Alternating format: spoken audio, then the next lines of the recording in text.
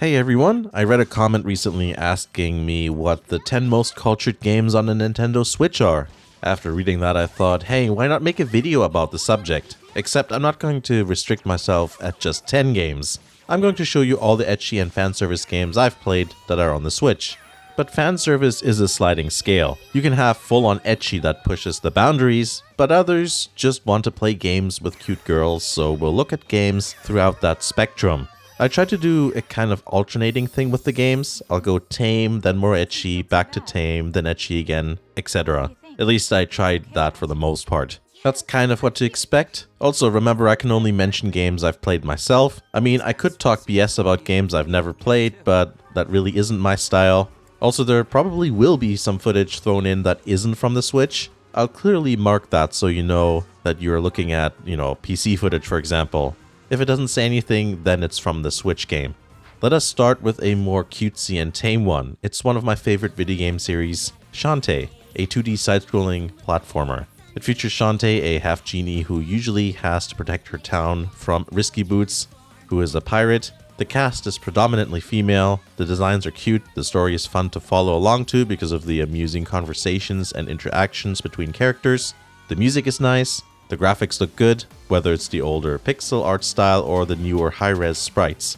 I like the level design with lots of variations between stages, and even the music is great. Actually, I think I said that twice now. But yeah, you can actually find not just the soundtrack online, but several remixes, which is pretty cool. There's 5 games in total, all of which can be found on the Switch. The first Game Boy Color game, then there's the second, which is Risky's Revenge, which kind of, looks 16-bit-ish. Shantae and the Pirate's Curse is the last pixely looking game, and then Half Genie Hero and 7 Sirens feature high-res sprites. The first game has the most clunky feeling controls in my opinion. The rest are more responsive and immediate feeling. Now let's talk about Senran Kagura Peach Ball. This is a spin-off of the Senran Kagura series, which is about various ninja girl factions. Normally I'd talk about the main games, but those aren't available on the Nintendo Switch. Not sure why actually, because they had 2 of them on the Vita, so surely the Switch can handle those at least. But anyway, here's Peach Ball, which is a pinball game. The storyline is absurd, and I can't quite remember the details to be honest. Not that it really matters too much, but yes, all of this is happening because of story reasons. While as a pinball game it probably isn't gonna satisfy like people who are into that genre, I do think the fan service is on point. There's a lot of creative and funny moments, like the various kinds of mini games, and I think that's a lot of fun. You can also, like usual, change outfits around to your liking. In terms of characters, there aren't that many. The series fell into the millions of characters trap early on, and now whenever there's a spin-off that has a limited set of characters, fans end up being unhappy because their favorites aren't in the game. But anyway, I enjoyed Peach Ball and it might be, worth checking out. Just don't expect too much on the actual pinball side of things. Like, there's only 2 tables. Now I'm going to mention 2 games, Valkyria Chronicles and Valkyria Chronicles 4. Valkyria Chronicles is amazing and I love it. It's a strategy RPG that has real-time elements within it. You select troops from a map view, and then things turn 3D and real-time. It's very interesting and pretty unique. Levels can get challenging and the storyline is very deep and involved. The world is a sort of alternate history, science fiction, World War II thing. There's many things blended together there, and the story also references many real-world events of the war. And this kind of shaken-up setting allows you to look at things from a new perspective. In the game's universe, airplanes don't exist, or they haven't been invented yet, and humanity uses glowing blue ore as fuel. At the same time, there's also a bit of a fantasy element that reveals itself as you play. The story is quite thought-provoking, and you feel more and more attached to the characters as you play. And the game becomes more difficult too, thankfully. Speaking of characters, there are a lot of female characters with different looks and personalities. If you want a large selection of waifus, there you go. This might be the game for you. In a way, it's a bit like Fire Emblem in that regard, except there's no dating sim aspects. I recommend playing the first game first. The 4th game is very similar, but the first game does a much better job at explaining the world and its many facets. In VC4, you're kind of thrown in with the expectation that you already know a bunch of stuff. So yeah, if you don't really know what the hell the Dark Sin prosecution is all about, then yeah, it's not really explained. You just kind of figure it out as you go, and you're like, oh, I guess that's what that is about.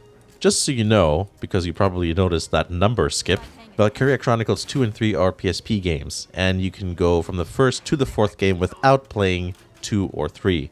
But as a fan of the series, I basically recommend playing everything. And overall, while the series doesn't, it isn't too focused on fan service, it is there, and the series does have its moments, and it delivers nicely. I can't remember with the first game since it's been a while since I beat it on the PS3, and I don't have it hooked up right now. But in the fourth game, you can equip several female characters with swimsuits, so that's good. If you play that game, then you should definitely make use of that function.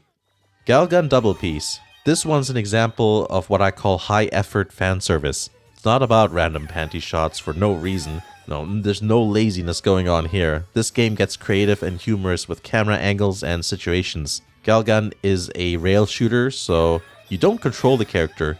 The character moves on his own with you controlling the reticle. Occasionally you can choose, which path to take, but that's basically it. The story is that you get hit by a cupid arrow that is a bit too potent, so the entire female student body and faculty ends up chasing you. You have something called a pheromone gun that the cupid angel who started this mess gives you in order to fend off the horde. There's lots of fun and etchy mini games and several routes to take. The girls chasing you are also all unique with names, weak spots, interests, etc. It's really well done, and you can really notice a high attention to detail. Yes, of course, the graphics are not super amazing, but you can tell that within that budget, the developer really cared. There are 2 more games in the series, actually. Galgun, which is the first game, and Galgun 2, which confusingly is the third game. I haven't played the other 2 though. I do have Galgun 2 ready to go on Steam, but yeah, as I said, I haven't played it. But anyways, it does seem like Double Piece is the most well-received game in the series, so you can't really go wrong with that one. For a more tame game, I'm going to throw in Hyrule Warriors. Excuse the Wii U footage, but that's the version I have. Despite this being part of the Zelda franchise, it does feature some more adventurous outfits with some of the characters. Otherwise, I guess that's basically it. I mean, obviously I'm going to include it because I just do like the game in general. I like these Dynasty-style warrior games anyway, though weirdly I've never played a Dynasty warrior game, now that I think about it. But the point is the style of game has always appealed. Basically, there are hordes of enemies, as you can probably see, and your aim is to take over the various base camps and things like that. I really like the Zelda franchise, so seeing multiple characters from different games together is kind of fun, not to mention you can also play as them. It's definitely not a traditional Zelda game. Age of Calamity is the sequel to this game, except, it has to do with Breath of the Wild. I don't have it yet, but it does seem that it lost any fan service the previous game had in favor of the Breath of the Wild art style. Now I'll talk about 2 games again, Moero Chronicle H and Moero Crystal H. It's a bit hard for me to say Moero. It was also known as just Moe Chronicle and Moe Crystal, so I don't know, maybe I'll say that from now on. They're basically the same game, so it makes sense to talk about both. Both are part of the Genkai Toki series, and both are also originally Vita games. They made their way onto the Switch, which is why, obviously, they're in this video. They're both dungeon crawlers. They have independent stories though, so it doesn't really matter which one you play or which one you play first. The premise is that something has corrupted monster girls, so you go through each dungeon and its many floors to defeat them and recruit them to your party. The character designs are varied, there are lots of monster girls to fight and then recruit, and you even get to enhance your relationship with them using mini-games and also several dating sim-style gameplay mechanics. There's outfits you can collect and find in dungeons, which is also a fun thing to try and complete. There's 4 outfits overall for each character. Overall, Moe Chronicle and Crystal are fun, lighthearted, relatively good-looking in graphics, and challenging dungeon crawlers that feature a good amount of high-quality fan service. Now let's talk about Fire Emblem Three Houses. It's a strategy RPG, or tactical RPG as they are also called. It's a pretty challenging game. It has a long history spanning several decades. And one of the key points for this video is that there are numerous dating sim elements in the game. The player character being able to romance characters isn't new to the series, but Three Houses does it very well. You have to join one of the 3 houses of this school/academy thing, all of which have unique and interesting characters. There's so much depth in this game. You really feel like the game world is vast and has existed for, basically forever. And the characters themselves all have their own personalities that you can get to know. There's various activities you can do to make characters like you more. A gameplay perk is that the more characters like you, the more they will support you in battle if they're nearby.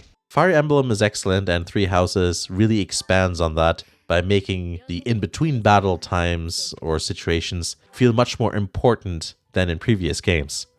Now we're going to visit the Senran Kagura series again with Senran Kagura Reflections. This game very much makes use of the Switch's haptic feedback. I'm not sure exactly what genre this game falls under. It's kind of a visual novel, but at the same time, it also feels like the entire game is one big mini-game. Basically, the game works like this. Asuka is the girl in the game you're interacting with. Other girls are available as DLC, or if you get the physical release, all the DLC is included there. You kind of feel around on the girls' hands until you feel and hear her heartbeat. Then it goes into a sort of dream or fantasy sequence. Depending which part of the hand it is, that changes, I guess, the scenario. It's not related to the Senran Kagura storyline. Basically, the situations are more like, for example, it can be a locker room situation, or home tutor, or even more outlandish situations. You then go through a bunch of touchy-feely mini-games. Depending on the part of the body, you'll see like different colors, which represents... I'm not exactly sure the term that they use anymore in this game, but it's, I guess, like a mood. Once the meter is full, it goes to another ecchi minigame, which has all kinds of different implements you can use. Some of the items are sketchier than others, but some of them provide some amusing animations too. Once you do a playthrough, the game becomes a bit easier, as you'll be able to see which routes and moods you have or haven't gone through yet. Plus, you get to see which scenario is which when doing the hand thing, which is, to be honest, such a relief. The positions are randomized, and getting a repeat scenario again is so annoying, and it happens all the time. But yeah, it's perhaps not the most fully featured game, but it has a ton of ecchi in it, so because of that I recommend it, especially if you like Senran Kagura. Now, should I bring up Neptunia games? I talk about them a lot, so I don't want to go on too much. I categorize Neptunia as a tame game overall. They're all T-rated anyways. Obviously there are like, the HDD outfits, among other optional outfits there. There's even a few racy CG images. But yeah, if you're into anime fan service in general, this is nothing outrageous. The Switch doesn't have that many NEP games. There's Megadimension Neptunia V2, the only mainline game. Annoyingly, the first three are not available on the Switch, even though it can handle them. There's Super Neptunia RPG, which I really like, though there are quite a few people who disagree. That's a 2D RPG rather than the normal 3D type. I like it because the story is like the very first PS3 game, which has a much more nuanced plot, I guess you could say. It feels serious, but it also has a bunch of lighthearted stuff that the series is known for now, so yeah, that's good. And then there's also the spin-off / crossover game, Neptunia Senran Kagura Ninja Wars. It's a hack and slash, but it doesn't have that much fan service for something that involves Senran Kagura. I've talked about these games extensively on the channel, and there's probably reviews on each, so check out the videos on the channel if you want. You can just search the games, and then my reviews should pop up among other people's videos as well. Next up, it's another Genkai Toki series game, 7 Pirates H. Unlike the two dungeon crawlers mentioned earlier, this game is now 3D. It plays a lot like a Neptunia game, and it certainly looks like one when running in the dungeon. There's that Virtua Forest vibe. Unfortunately, the amount of content is less than, Moe, Crystal, and Chronicle. There's less monster girls, less difficulty, but the leveling up system is very unique. You have to massage boobs, basically. Depending on what you're doing, you can change size, firmness, cleavage, and other attributes, which alters a character's stats. It's quite funny how it's been made into an essential part of the gameplay. You have to do it to make your character stronger, as the usual experience point system is absent here. I reviewed this game very recently, so you can check that out. I think it's actually the last video I uploaded. The one before this one. Now I'd like to bring up Disgaea. This series of strategy RPGs has been around since the PS2. I like to describe it as anime chess because of its very over-the-top nature, but also very, very deep gameplay. I think that's always been a good description of it. Disgaea is quite popular even with people who aren't into fan-servicey things, but the series has gotten away with some excellent outfits. Also, the character designer has an affinity for a certain type of body style, which is especially unusual for a more mainstream niche game, if such a thing exists. There's a lot of Disgaea games, but to make it easy, I think you should just go with Disgaea 1 if you've never played any of the other games. Most people seem to prefer its story over the others, so chances are you'll like it too. and since it's a remaster, it doesn't look like a PS1 game, and that's always a plus. Also, that game has Etna in it, so yeah. Well, every game does, but the point is part of the story. If 7 Pirates H felt somewhat like a Neptunia reskin, then Mary Skelter is totally a reskin of Moero Chronicle. Both are dungeon crawlers, and it's so obvious to see that the games run on the same engine. But in other ways, they're quite different. Mary Skelter consists of 3 games and has a very dark and serious story compared to the lighthearted approach of the Genkai Toki games. In Mary Skelter, much of the story revolves around something called the Living Jail, and the creatures that are inhabiting it, which are called Marchans. The jail appeared and basically swallowed most of what they just called the city, and it feeds off the humans trapped within the jail. The story follows a group of surviving humans who try and survive in this very bleak world. The fan service comes mainly from a rubbing minigame that is reminiscent of Moe Chronicle and Crystal to some degree. The third game actually omitted the minigame and even altered some of the Blood Skelter mode outfits to be a bit more modest. Blood Skelter is like a Berserker type mode thing, just so you know. Instead of having an altered PlayStation version, they decided to nerf both versions from the start so you can, just so they can say nothing's been changed between the Switch and PlayStation 4 games. But we know better than to fall for that nonsense. It is generally recommended to start playing the second game, then the first, before you move on to the third game. Now that sounds a bit weird. I understand why, but at the same time I feel that the first game introduces the game world much better. Yeah, it's a bit of a tough one, but I very much recommend checking the series out if the gameplay and story sounds appealing. You'll probably want to play the third game anyway, just because if you do like the story, then you're probably invested enough to just want to go through that, despite some of the reduction of fan service. Alright, I kind of ran out of really fan servicey stuff now, and the rest is a little bit more tame. I'll go through the rest of the games and franchises now a bit more quickly. Xenoblade Chronicles 2, and the expansion, or the definitive edition of the first one, whatever, anything from that series. I always thought that they were very good RPGs with vast worlds and deep storylines. They have a refined look and feel. There's cute girls. I think many of you know that. And if you don't, just search up Xenoblade Chronicles 2 on your favorite image search thingy, and then, yeah, you'll discover yourself. The Atelier series has been around for a very long time, since the PS1 days. From the new games, Atelier Ryza 1 and 2 are recommended because a lot of people seem infatuated by Ryza's thickness and just, her general character design.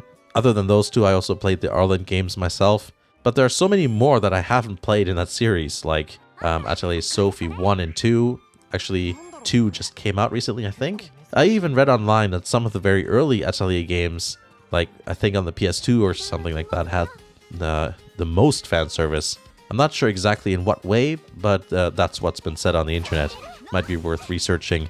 I should also say that one of the nice things about the Atelier games is that it has like a fairy tale tone, all the games that I've played anyways, and there's lots of alchemy, and even though I really don't like alchemy in any of the games that I've ever played, I do like this series, so don't let that stop you if you're thinking, that the alchemy part might be a bit off-putting or something. And I'll also mention Astral Chain.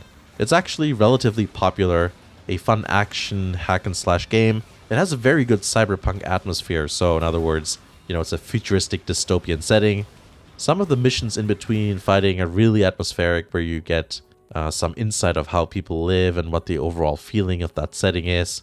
A good amount of female characters are in the game, and you can also choose to play as a girl, which I recommend immensely, obviously. Yeah, so those are all the cultured, ecchi fanservice games that I've played that can be found on the Nintendo Switch. I think that was a good mixture of the spectrum, ranging from full-on ecchi to just some cute characters. There are more games, of course, but again, this is what I have, so that's what I'm going to talk about. There's a YouTuber called I Do Games, who is not only a Vita collector, but also collects specifically lewd Switch games. So you might want to check out that channel for more game ideas. I hope you found the video enjoyable. Let me know what else you'd include on this list. Of course, I'm always interested in checking out more stuff when it comes to this topic. Thanks for watching, and I'll see you again in the next video.